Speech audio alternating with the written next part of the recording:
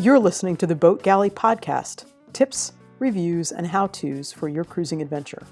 I'm Nica Waters, and this is Fit to Sail. The Boat Galley Podcast is sponsored by FastSeas.com. Plan your next passage using FastSeas.com.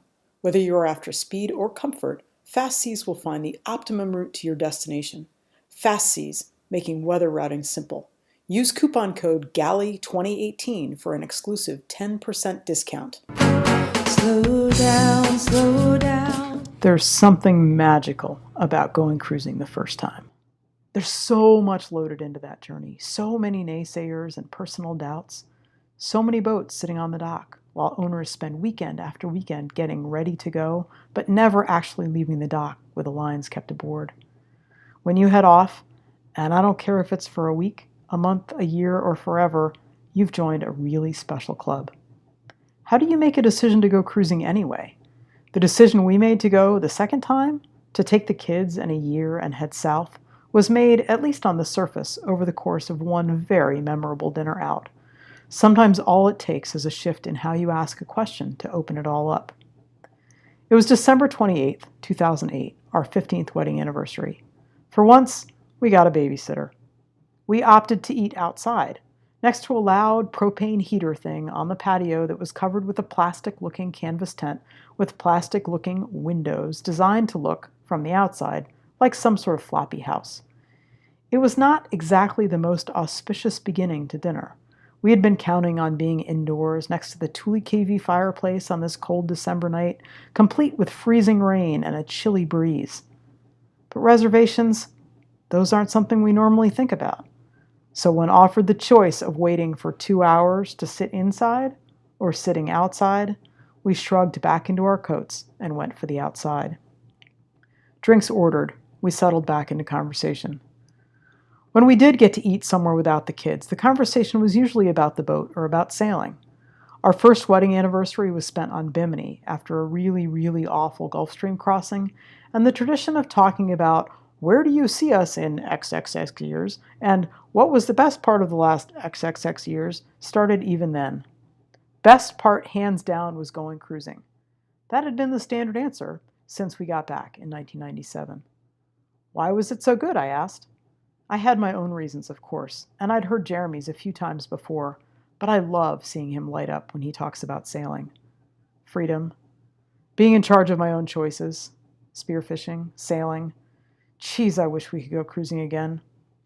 Yeah, but that's not happening again anytime soon, I responded. We've got too much to do here. You're right, Jeremy paused. Let's put an air conditioner on the boat. It'll make it more comfortable for weekends aboard. This Chesapeake weather is rough for sleeping when it's summer. We talked about the kind of air conditioning to get, how expensive it would be, what other boat projects we wanted to do. I took a sip of wine and then blurted out, wait, why not go cruising again? We've always talked about wanting to take the kids. Why not? We have kids. He looked at me like I had two heads. We'll homeschool them. Okay, the house. We'll rent it. The boat needs a new engine. Really? Does it? Maybe not. And the economy stinks. You already quit your job. I'll just quit mine. Jeremy was starting to warm up to this whole idea. And the conversation continued, getting more and more animated as every objection we could mount became an exercise in figuring out ways around it. We had stopped asking why we should go. Instead, we were asking why not. It was a challenge, a defiance. 3 little letters. By the end of that dinner, which had begun in an almost mournful way on an outdoor patio with zero ambiance that somehow seemed fitting for a discussion about how everything was better once upon a time, we were casting off our lines in the fall. Yes, leaving the first time is unbelievable. It shows fortitude and adventure, showcases a mentality of independence and a little bit of, I don't really care what you think. It's a great dismissive gesture at a society that can't understand anything different at all. It's a time of unreal learning, abject fear and terror, and indescribable beauty. Leaving the second time somehow feels even more momentous. Somehow it means to me that we've really proved we can do it, not just once. Bring on the next time. See you out there. Thanks for listening. If you like the show, please be sure to subscribe in your podcast app. Just search for the Boat Galley Podcast, and reviews are always appreciated. Until next time, then.